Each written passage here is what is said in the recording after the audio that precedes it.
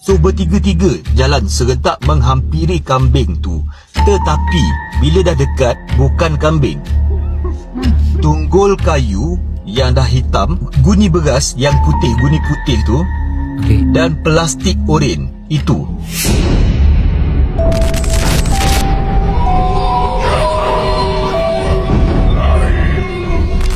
So kisah ni pernah diceritakan dulu dalam Bilik Gelap juga. Kisah menemui gerbang ke alam bunian. So ini berlaku ketika aku berusia sekitar 12 tahun lebih kurang. So aku, adik aku dan juga arwah sepupu kita orang pergi meronda lah petang tu. So lokasi dia dekat Bentong Pahang.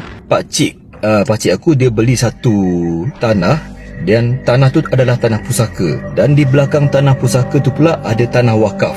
So tanah pusaka ni, orang yang jual tanah pusaka ni pun pasal tanah pusaka. So ahli keluarga dia ada yang meninggal tak lama selepas tanah pusaka tu dijual kepada pakcik aku.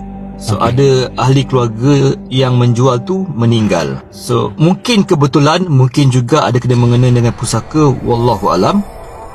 So petang tu aku, adik aku dan juga arwah sepupuku pergi berjalan kat kawasan tanah wakaf di belakang tanah pusaka yang pakcik aku beli tu. So jalan, time tu aku ada bawa teropong budak. Tapi boleh lah nak tengok jauh tu kan. Aku jalan-jalan, kita orang ada nampak satu busut yang kalau untuk budak darjah 6 ketika itu dalam setinggi perut aku. Agak tinggi. Tapi kita orang sebab budak-budak tak pernah fikir apa-apa benda pun, kita orang just jalan teroka lagi, berseronok-seronok kan, buat bising dalam belukar. Tegur itu, tegur ni, besarnya daun ni, besarnya ranting ni. So kita orang jalan sampailah kita orang nampak satu denai yang mungkin lebar dia dalam sehasta orang dewasa. Dan dekat denai tu ada 2 batang buluh untuk seberang. So di seberang itu yang jadi menarik. Di seberang titian buluh tu, pokok akar bane, ada 2 pokok kiri kanan. Akar bane yang bertemu. Dan dia punya ranting di atas pun bertemu juga.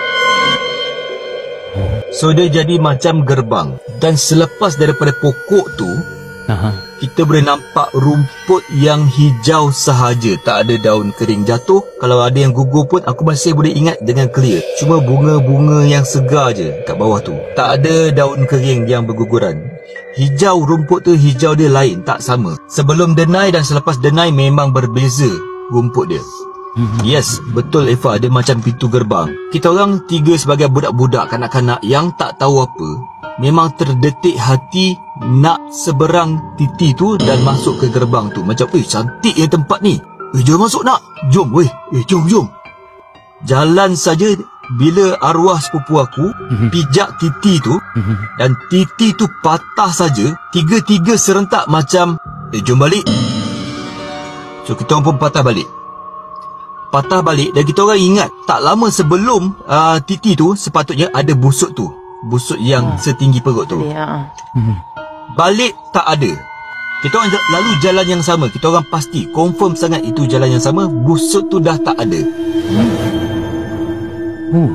Tapi kita orang macam, dah apa, jalan je sampai ke satu kawasan yang ada sedikit tanah, tak berapa lapang tapi adalah ruang sikit. Aku nampak ada bentuk macam kambing dari jauh, nampak macam kambing, belakang dia warna putih, belakang kambing warna putih, dan di dalam warna putih tu ada warna oren, bukan coklat tetapi oren. So macam, kambing apa ada warna oren ni? Apa hal kambing ni? Jadi macam, apa benda warna oren dekat kambing? Pelik betul kan? Terus aku angkat teropong, aku tengok. Memang aku nampak kambing. Wallahi, memang nampak kambing berjalan, makan rumput, pindah ke tempat lain, makan rumput lagi, dan jalan ke tempat lain, duduk. Serius lah kan? Warna oren. So bertiga-tiga jalan serentak menghampiri kambing tu.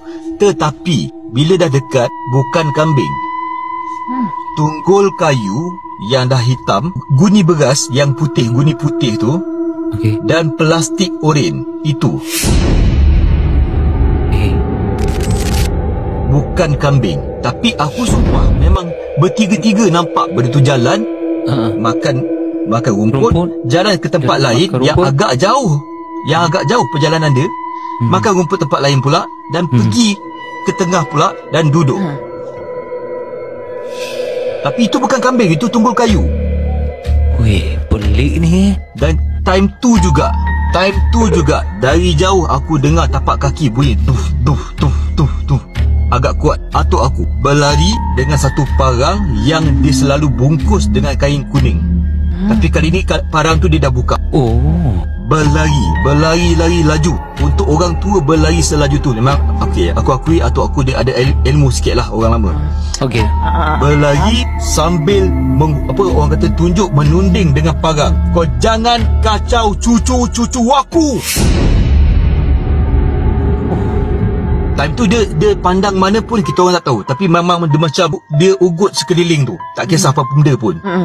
Dan dia pandang, atuk aku pandang kat kita orang bertiga dengan mata yang bulat. Maghrib keluar balik. Kita orang terus berlari balik. Tapi atuk aku masih kat situ lagi. Minta bukan dengan selipar dah berserit-serit apa semua, dah sampai orang kata ke buku lali dah selipar. Dari jauh dengar atuk macam dia duk baca-baca something apa semua, sambil dia macam menebas. Kita orang dah tak pandang belakang dah. Kita orang lari masuk rumah. Memang kena sekolah, kena marah, kena apa semua. Dan aku nampak lah bila masuk rumah, atuk aku basuh parang dia tu dengan air berapa kali. Dia lurutkan dia punya parang dia berapa kali. Dan dia ada baca-baca, hembus-hembus, tiup-tiup. Masuk dalam sarung, lilit balik semula, simpan dalam kotak bawah almari. Memang itulah tempat parang tu. Okey, tadi kau ada cerita tadi pasal atuk kau ada satu parang yang digunakan tadi. Okey, parang yang digunakan tadi memang dibalut dengan kain kuning. Jadi, bila berlakunya dengan benda yang korang alami tadi tu, hari tu, maksudnya itu memang kali pertama kau nampak parang tu dengan dia punya sarung tu dilepaskan. Kali pertama nampak dia punya bilah. Kali pertama. Dan cerita belum habis kat situ. Malam tu ada sambungan dia. Bilik arwah sepupu aku, tingkap bilik dia menghala ke bukit. Dan di belakang bukit itulah tempat yang kita orang teroka tu. So kita orang tidur. Dan ketika tu rumah tu masih baru lagi. Maknanya pakcik aku buat rumah tu masih baru lagi. Langsir pun tak ada. Cuma tingkap je. So tengah-tengah tidur, tengah-tengah borak-borak sepupu kan. Aku lupa dengan borak tu, dengan borak sebelah ni, terpandang dekat tingkap, dekat bukit tu. Dekat bukit. Ini bukit ini bukit. Ada 3 sosok dalam bentuk asap. Tapi bentuk asap tu manusia. Bentuk macam manusia asap tu. Pandang tepat ke tingkap bilik kita orang. Yang sedar benda tu memang kau seorang je kan? Bertiga. Tetap juga 3 orang nampak. Tiga-tiga nampak. Bertiga nampak. Bukan aku seorang. Tiga-tiga nampak. Nak potong sikit. Okey, tapi sebelum tu korang yang baru masuk, hai, ini Bilik Gelap Seram dan juga Misteri. Sekarang yang tengah kongsi pengalaman ni Abang Syah, orang pertama. Kalau korang ada pengalaman seram, korang jangan malu untuk queue. Kita akan naikkan seorang demi seorang. Sekarang Abang Syah tengah cerita pasal pintu bunian lah. Lebih kurang macam tu lah. Sosok tu ataupun asap tu, dia dah melihat kepada korang. Apa yang korang, adakah korang macam mengkuis-kuis ke badan kawan ke, ataupun kita orang keras. Kaku ke apa? Kaku. Macam kaku. Tapi memang akulah orang yang pertama cuba tarik selimut. Kita orang kongsi selimut. Tarik selimut, tutup muka adik aku, tutup muka sepupu aku, tutup muka aku. So kita orang dalam selimut bertiga. Adik aku tanya, tengok ada lagi tak? Aku intai ada lagi. Sampailah kita orang terlena. Keesokan dia barulah tahu cerita. Memang di belakang itu tanah wakaf tu memang berlaku peristiwa orang nampak kelibat bunian. So bila kita orang cerita balik apa yang kita orang nampak dengan pokok bentuk macam gerbang, memang atuk dan juga pakcik kita orang mengesahkan itulah dia pintu bunian. Tapi kalau cari lagi memang tak jumpa.